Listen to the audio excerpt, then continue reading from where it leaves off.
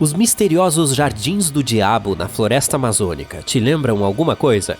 Não se preocupe, não se trata de um fenômeno assustador. É o trabalho de alguns insetos minúsculos mas poderosos chamados de formigas-limão. Essas formigas injetam um herbicida natural, o ácido fórmico, em qualquer outra planta que não seja da mesma espécie da árvore que elas chamam de lar. Ao fazer isso, criam um espaço para que suas mudas de casa na árvore cresçam, permitindo que a colônia de formigas se expanda à medida que ocupa novos locais de nidificação nas mudas. Se você quer saber, é uma jardinagem eficiente. Mas não se deixe enganar, esses jardins do diabo não são apenas um monte de árvores velhas e sem graça. Na verdade, são anomalias botânicas que crescem muito lentamente a cada ano, e algumas delas têm mais de 800 anos de idade. Quem diria que as formigas poderiam criar estruturas tão impressionantes e duradouras? É claro que a floresta tropical ainda é um dos ecossistemas mais diversificados da Terra, com uma notável diversidade de vida vegetal.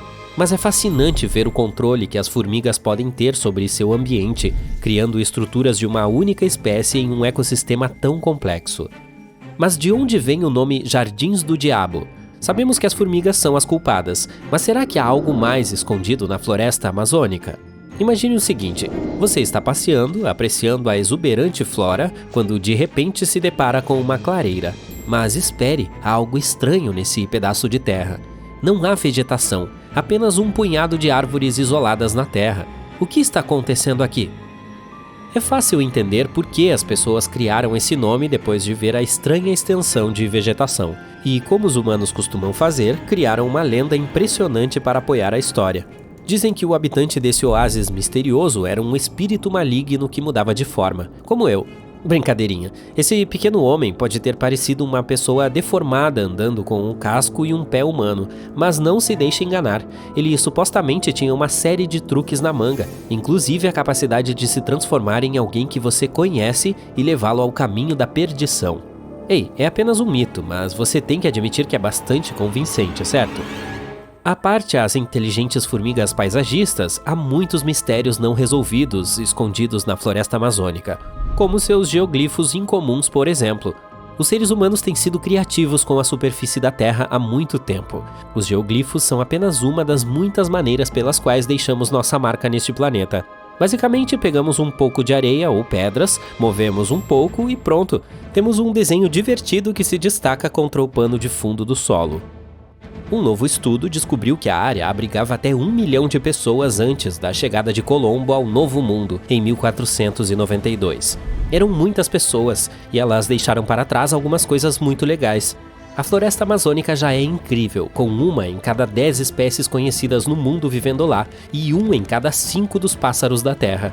Mas você sabia que nas últimas décadas os arqueólogos descobriram evidências de várias sociedades grandes e complexas que podem ter habitado a Amazônia? Acontece que a floresta amazônica não era apenas uma região selvagem intocada, mas também um centro de atividade humana. Esses geoglifos sul-americanos são particularmente interessantes. São estruturas enormes que combinam formas quadradas, circulares e hexagonais. Os arqueólogos encontraram pouquíssimos vestígios de habitação dentro dos recintos, o que sugere que não eram assentamentos. A explicação mais provável é que eles eram usados para reuniões cerimoniais. No entanto, a função exata dessas estruturas ainda é um mistério. Para descobrir a extensão dos assentamentos humanos na Amazônia, os cientistas se concentraram na bacia do curso superior do rio Tapajós, um dos principais afluentes do Amazonas. Usando imagens de satélite, eles descobriram 81 novos sítios arqueológicos na bacia superior do Tapajós, com um total de 104 construções de terra. Isso significa que não há nenhuma lacuna na rede de terraplanagens que se estende pela borda sul da Amazônia. Quando os pesquisadores realizaram levantamentos de solo em 24 desses locais, encontraram evidências de que os locais visitados já foram habitados. Esses sítios datavam de 1250 a 1500 d.C. e variavam de cerca de 30 a 396 metros de largura.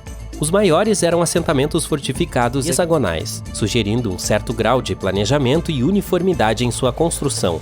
Com base no tamanho e na distribuição das obras de terraplanagem, os pesquisadores sugeriram que assentamentos semelhantes podem ter se estendido por cerca de 399 mil quilômetros quadrados da borda sul da Amazônia, sustentando uma população de 500 mil a 1 milhão de pessoas no final dos tempos pré-colombianos. É claro que o novo estudo não significa que a floresta amazônica tenha sido uma megalópole fervilhante. Como a maior parte do território ainda permanece inexplorado, não temos ideia de como as populações pré-colombianas se distribuíam pela Amazônia. Mas é empolgante aprender sobre essas sociedades antigas e as coisas geniais que elas deixaram para trás. Os cientistas planejam fazer mais escavações na bacia do Alto Tapajós para aprender mais sobre o desenvolvimento dessas culturas. Quem sabe o que eles encontrarão? Talvez uma cidade perdida cheia de tesouros e aventuras. Também escondida no vasto habitat da Amazônia fica esta próxima criatura peculiar. Já ouviu falar dos botos cor-de-rosa da Amazônia? Infelizmente, ainda há muito que não sabemos sobre eles. Mas antes de mais nada, vamos falar sobre sua aparência. Imagine só um boto pequeno, de cor clara, com nariz e lábios cor-de-rosa. Eles são como a Barbie dos golfinhos. Fora isso, eles se parecem com golfinhos comuns, com corpos rechonchudos, testas bulbosas, focinhos finos, bochechas rechonchudas e olhos pequenos.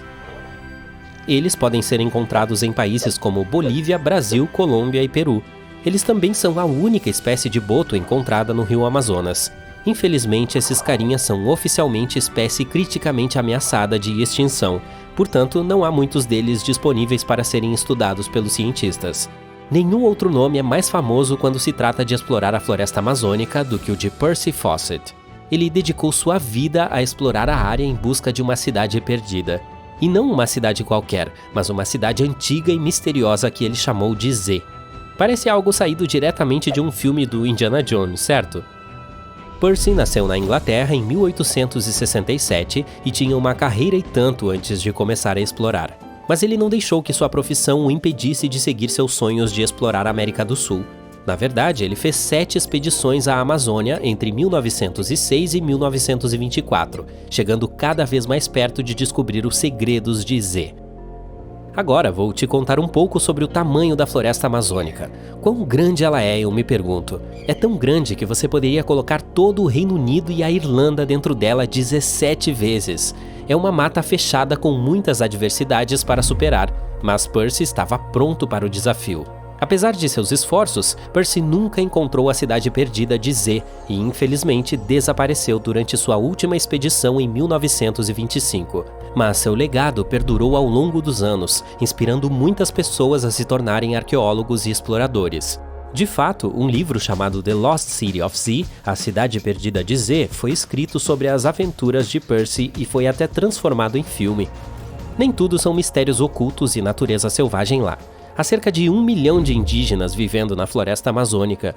É isso mesmo, eles caçam, pescam, cultivam e até têm acesso à medicina e à educação ocidentais.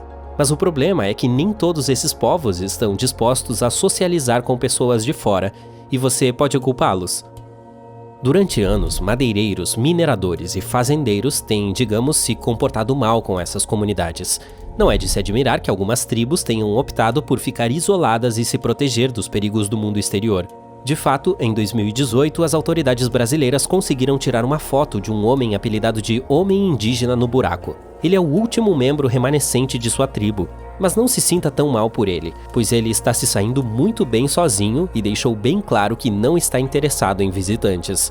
No entanto, as autoridades ainda lhe deixam algumas sementes e ferramentas. Portanto, nem tudo são más notícias.